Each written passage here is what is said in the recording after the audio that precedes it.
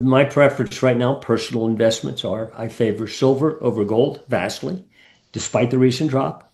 And I favor the gold and silver miners over gold as well. They have not broken out yet versus gold. They have firmed nicely over the last couple of years. The miners have beat gold, but they've been still stuck in a range of performance readings that they've been in for 11 years at very, very low valuation levels. They're challenging the upper end of that range. If they break out, you're going to get a gusher in the miners. And I suspect we're going to see it this year. Michael Oliver is positioning for something far larger than a routine metals rally. He is openly favoring silver over gold, and more importantly, favoring the miners over both.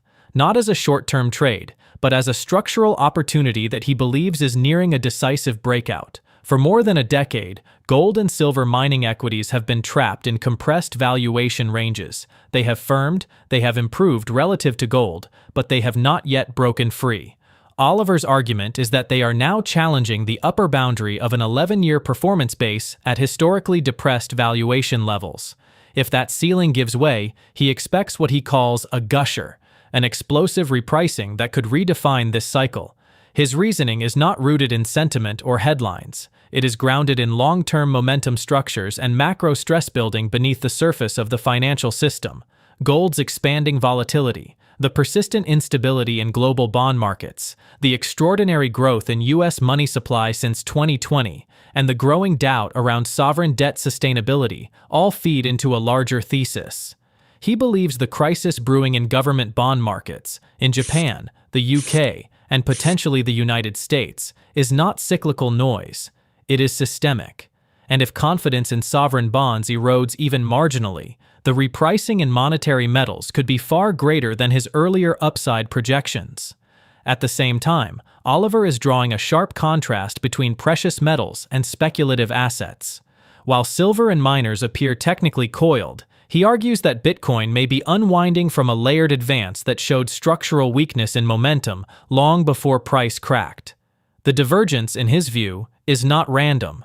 It reflects a deeper shift in where capital seeks refuge as liquidity conditions tighten and faith in traditional financial architecture is tested. In this discussion, we will examine Oliver's signals on silver, gold, miners, bond market instability, the Federal Reserve's liquidity interventions, and why he believes 2026 could become a defining year for investors positioned in monetary metals. If you value disciplined technical analysis over narrative-driven speculation, stay with us through the full breakdown. Michael, the move that you expect in gold, is it going to be a lot more measured, or do you think it will also be explosive? Well, relative to what it's done over the last 10 years, it already has become far more volatile. I mean, we've covered $100 days here. 1 day, $100, sometimes 200, okay? So its volatility is off the page now too, relative to its normal behavior, and it'll stay that way, though it will lag what silver does in terms of upward dynamics. And I do think that, while gold has a 3,000-year tradition as money, so does silver, okay? And even India is remonetized silver, allowed for in bank transactions and all kinds of things. So it's not like it's a lost idea. Most people see silver as the industrial quote, precious metal. It is in fact a monetary metal, has been for thousands of years, and it's being reborn because it's vastly underpriced relative to the mama monetary metal. We all know what's going on with inflation and loss of purchasing power, and it's measured by M2 in the U.S. In January of 2020, it was $15.4 trillion. Here we are 5 years later, going into the sixth year, it's well over 22 trillion. That's an increase of 42%. And another way of looking at that is just the loss of purchasing power. Our dollars are worth less. Yeah.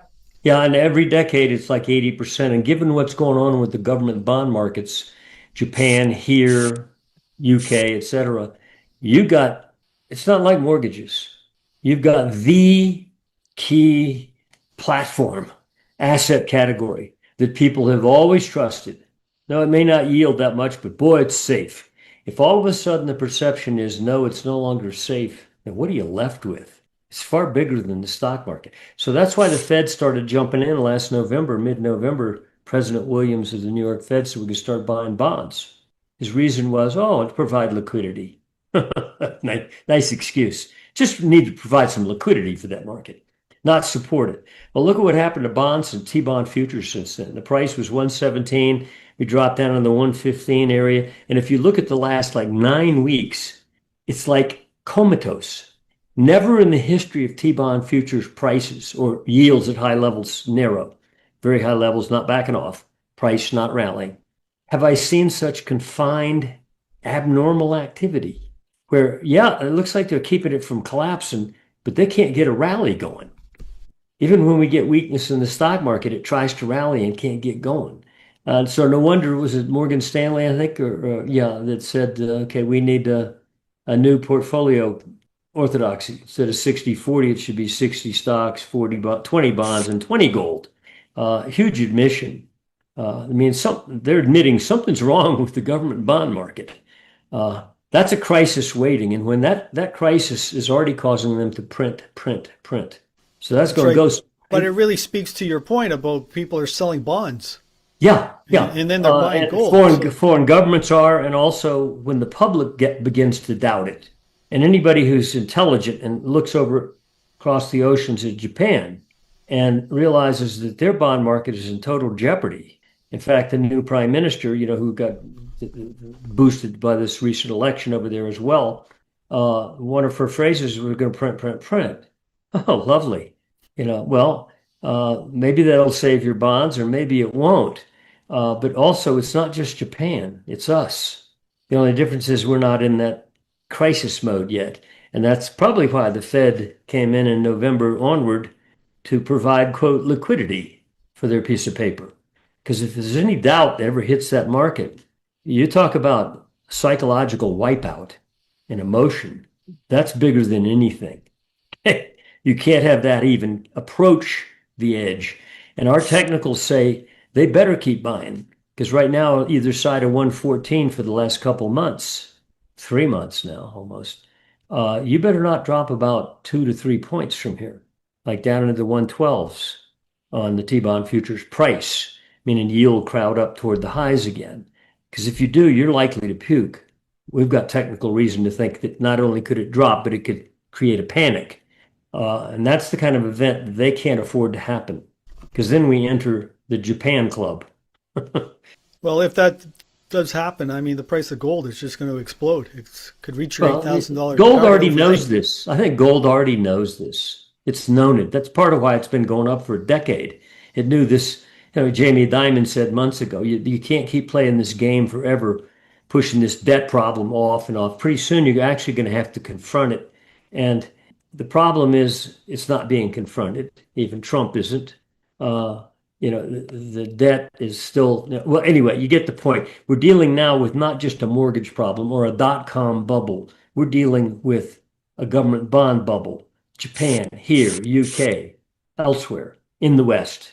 And once that gets into doubt, even the least bit of doubt, that's a crisis in itself. And I guess your message that you really want to convey to investors is that get long gold and get long silver. And they're miners. My preference right now, personal investments are, I favor silver over gold vastly, despite the recent drop.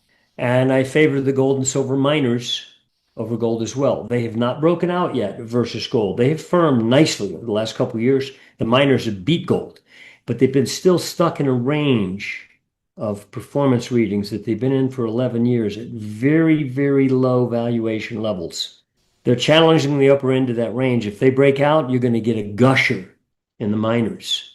And I suspect we're going to see it this year. Oliver's observation that gold's volatility has already expanded relative to the past decade is significant.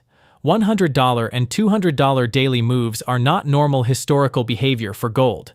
Yet even with this volatility expansion, he expects silver to outperform on the upside.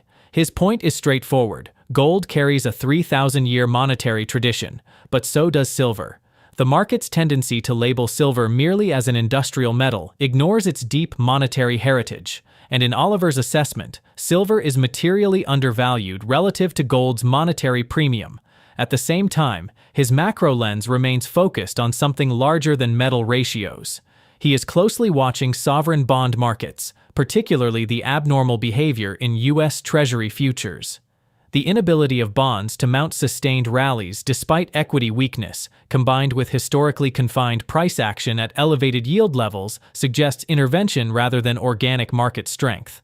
That tension forms the backbone of his broader thesis, and it sets the stage for his much more aggressive outlook on both metals and risk assets. We had been anticipating a collapse in Bitcoin months ago.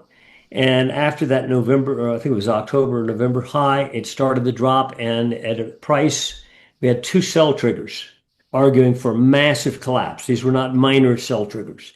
One was at 107, one was at 102 area, okay, 102,000. When we hit those, we dropped immediately down to the low 80,000s. Spent a couple months trying to hold there, which we'd expected as well, a midpoint pause, we called it. Not a buy, but just a pause, up and down, futile rallies. And then we broke through that 82,000 a week or so ago. And our target stated months ago was 60,000. No, excuse me, let me define that better. Our minimum target was stated as 60,000. We were saying that when Bitcoin was well above 100. Well, the low the other day was $60,005. Okay, so we hit our minimum target, and we did it in a crash-like mode. Actually, two crash-type events. Any rally right now, I think up to the 75, 76,000 zone is probably a sale. The rally will not hold, and I don't think ultimately 60,000 will hold. And Ethereum, which a lot of people thought, well, that's different from Bitcoin. We argued, nope, this little crypto beast compared to Bitcoin in terms of size of the crypto market, we said Ethereum will follow Bitcoin. And it not only followed it, but did worse on the downside. In fact, Ethereum price levels we saw low last week were basically at the lows of the last 5 years. So anybody got an Ethereum over the past decade is wiped out. Okay, I would not be surprised to see much, much lower prices. And I wouldn't even be surprised to see it become almost non-existent. Already sentiment has been crushed. For some reason, people are surprised by it. Our momentum technicals told us, nope, it's got crash potential. When we looked at a price chart of Bitcoin over the last couple of years, it was a layered advance with a pullback and then another surge and then finally that third surge. When you looked at momentum, long-term momentum, you didn't see this upside. You saw a floor, same level, hit. Whereas price was ascending, momentum was building a floor, like the bridge over the River Kwai, okay? And it went through at 107 and 100, just below 102,000 back a couple months ago. And that's when the crash started. So anyway, I think the vision that it is the alternative money and a competitor to gold and silver is now been crushed. And I would not be surprised to see some financial consequences, meaning companies that weren't 5 years ago anything to do with crypto suddenly got up to their hips in crypto one way or another, and therefore they're vulnerable. Meaning you could get some headlines out of companies that you don't even correlate to crypto having problems or losses that they wouldn't have otherwise had. So anyway, I think it's a bubble burst, and I don't know where it's going to go. And if it goes through 60, you have no idea where it goes? No, I don't have any. I really don't. There's no more targets. I think it is a busted bubble. I think it is a tulip bulb. And I don't know what's on the other side of it. I don't know that it lives if there's more on the other side of it. The consequences, not just for crypto-related companies, but non-crypto-related, because of their acceptance of the notion that, oh, well, maybe it is viable money. Well, this event, it's not just technical, and it's not just a, quote, bear market in an existing asset. It could be sufficient to bust the notional bubble of what crypto is or was, and to the point where it's no longer considered viable. Oliver's broader framework connects several moving parts into one cohesive macro narrative. Since January 2020, USM2 money supply has expanded dramatically, representing a substantial erosion in purchasing power. Layer on top of that the instability in Japan's bond market, rising yields across Western sovereign debt, and quiet but visible liquidity support measures from the Federal Reserve. The traditional safe asset class, government bonds, is no longer behaving with unquestioned stability. That shift alone has profound implications. If sovereign bonds lose even a fraction of their perceived safety premium, capital must seek alternatives. Historically, that capital migrates toward monetary metals. This is where silver and the miners enter the picture. Silver's underpricing relative to gold, combined with the miner's 11-year base formation, creates asymmetric upside potential. Mining equities are not expensive relative to bullion, they are compressed. They have outperformed gold in recent years, but remain historically discounted. A confirmed breakout from that range would not simply be incremental appreciation, it would represent a structural revaluation. For disciplined investors, those are the moments that define cycles. Oliver believes that the market is nearing such a threshold, and he has suggested that 2026 could become a year in which these long-forming pressures fully express themselves. Contrast this with his outlook on Bitcoin and broader crypto assets. He interprets the recent breakdown not as a routine correction, but as a layered technical failure following momentum divergences that developed over multiple surges. In his framework, once long-term momentum floors break, the structural support beneath the asset disappears. His minimum downside target was met, but he has not ruled out significantly lower levels. More importantly, he questions the narrative of crypto as alternative money. If confidence erodes there while sovereign bonds wobble, capital will not simply vanish. It will reallocate, and historically durable monetary assets stand to benefit. The portfolio implication is clear. If bond markets remain fragile and monetary expansion continues as a policy response, gold and silver are not merely inflation hedges, they become balance sheet hedges against systemic instability. Silver's volatility in that context is not a weakness, it is leverage. And miners, positioned at depressed valuations relative to metal prices, offer torque to that move. That combination, monetary metal plus operating leverage, is precisely why Oliver emphasizes miners so strongly at this stage of the cycle. For well-informed investors, this is not about chasing headlines. It is about recognizing structural shifts before they become consensus. Silver's monetary renaissance, gold's steady decade-long ascent, bond market stress signals, and the reallocation away from speculative excess all intersect in a narrow window of opportunity.